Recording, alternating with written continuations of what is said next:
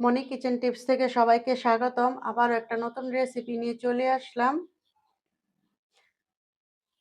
আজকে আমি রান্না করব ডাঁটা আলু দিয়ে পোস্ত দিয়ে ঝোল। এখন আমি দিয়ে দিচ্ছি তেল। আমি প্রথমে আলুটা ভেজে নেব। এখন আমি দিয়ে দেব আলু।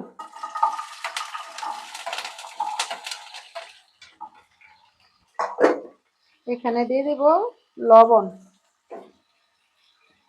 এখানে দিয়ে দেব হলুদের গুঁড়া। এখন আমি আলুটাই ভেজে নেব।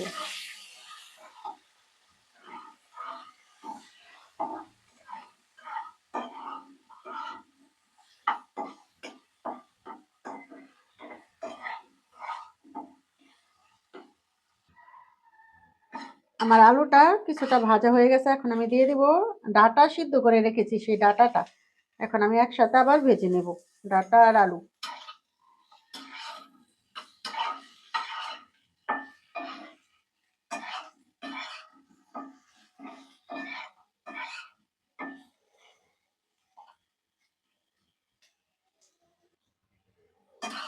আমার এখন আলু আর ডাঁটা ভাজা হয়ে গেছে। এখন আমি নামিয়ে নেব।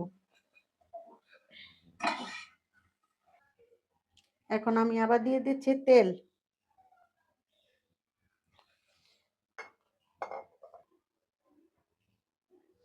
এখন দিয়ে দিচ্ছি আমি, তেলটা গরম হয়ে গেছে, এখন দিয়ে দিব মাছ।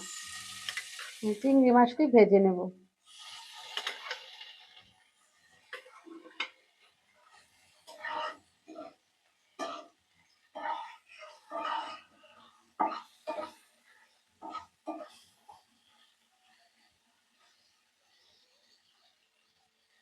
এখন আমার মাছ ভাজা হয়ে গেছে। এখন আমি মাছটি উঠিয়ে নেব।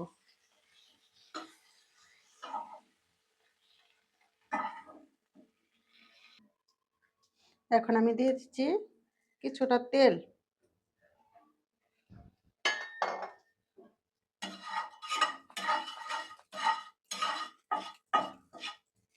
এখন আমি দিয়ে দিব মেথি আর কালিজিরা সম্বার। আমি এখন মশলাটা একটু ভেজে নেব।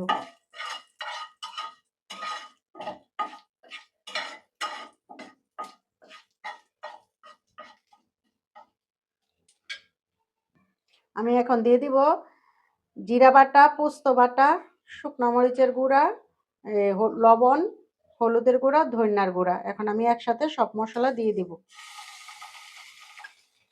এখানে আমি সামান্য জল দিয়ে দিচ্ছি।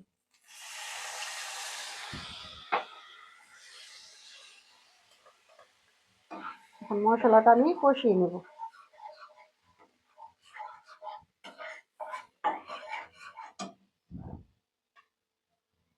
মশলার প্লেটটা একটু ধুয়ে দিচ্ছি।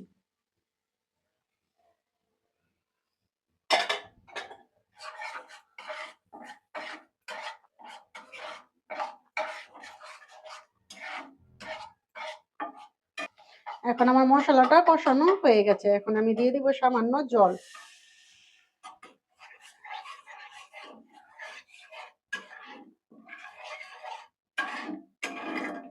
এখন আমি দিয়ে দিব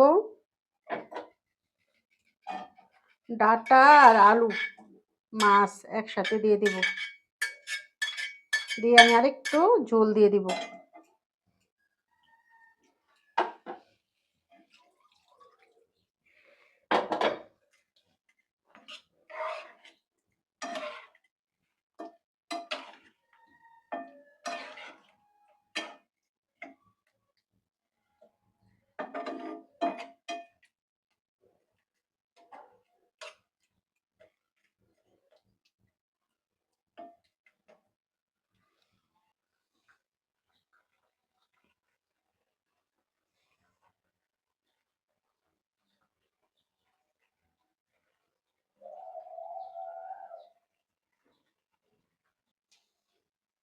আমার চিংড়ি মাছের ঝোল হয়ে গেছে। এখন আমি নামিয়ে নিব। এভাবে বাড়িতে একবার চিংড়ি মাছের ঝোল খেয়ে দেখবেন, ডাঁটা দিয়ে, পোস্ত বাটা দিয়ে।